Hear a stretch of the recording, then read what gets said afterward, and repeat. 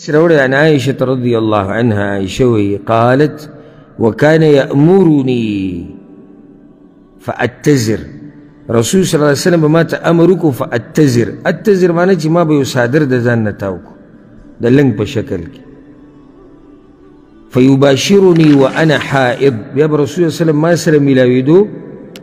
او زه به د حیض په حالات کې خدای نه مخکې به ما ته امر وکړو چې فأتزر بابا د ځان یو کپړه یو صادر هغه تاو کو ځکه حدیث کې دا راځي د رسول صلی الله علیه وسلم پسې یو صحابي راغی چې یا رسول الله زه په دې ورځو کې د زنانه سره کوروالی کولی شم او که نه رسول صلی الله علیه وسلم منع کو نو د نامنه بره او د زنګون نه لاندې یو سړی د خپلې ښځې سره چې هر څه کوي کولی شي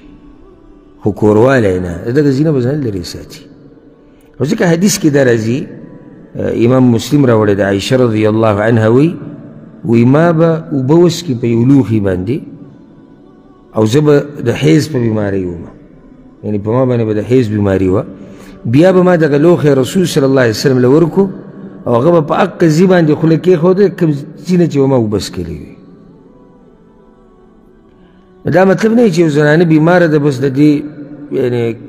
لوښی به نه استعمالوي او د دې د کپړو نه به ځان لرې ساتي او دې د بدن نه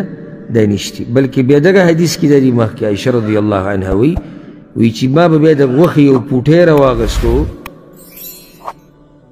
او ما به ترې غوښه وشوکوله یعنې هډوکې راواغستی کې غوښه دا به ترې وشوکوله خوړه به بیا به مې رسول صلی الله علیه وسلم له غوښه ورکړه نو د هغه ځای نه به یې غوښه وشوکوله د کوم ځای نه چې ما شوکولې وه او زه به وي د حیض په حالات کې وم نو دلته اوس عایشه رضی الله عنها دغه حدیث کې وایي چې رسول صلی الله علیه وسلم به ما سره مباشرت کوي یعنې ما سره به میلاوېدو دلته د میلاوېدو نه مطلب کوروالی نه دی ځکه خو به هغې ته وایي چې د ځان نه کپړه صادر یا لنګ دا تاو که وانا حایض او زه به د حیض په حالاتو کې نو دې نه مطلب دا شو چې ښځه او خاوند یو ځای وده کېدی شي اگر که دا ښځه بیماره په یو کپړه کې په یو صادر کې په یو کمبل کې هېڅ خبره نه ده خو چې دومره کپړه یي د زنانه په بدن چې د نامنه زنګونه پورې دا پټی چې خاوند دغه ګناه کې واقع نه شي ورځو دې مسلې لري که چېرته یو سړی دا کار وکړي دې څه جرم دی نو د هغې دپاره به زنانه ځان لرې ساتي نو یاده کوي دا خبره دا ته خلاصه ذکر کړم د حایضې زنانه سره سملاسته جایز دي د هغې نه خون اخیسته جایز دي د نامه نه بره د زنګون نه لاندې دغه پخلی کولی شي کومه زنانه چې یو بیمارۍ کې هغه پخلی کولی شي د خاوند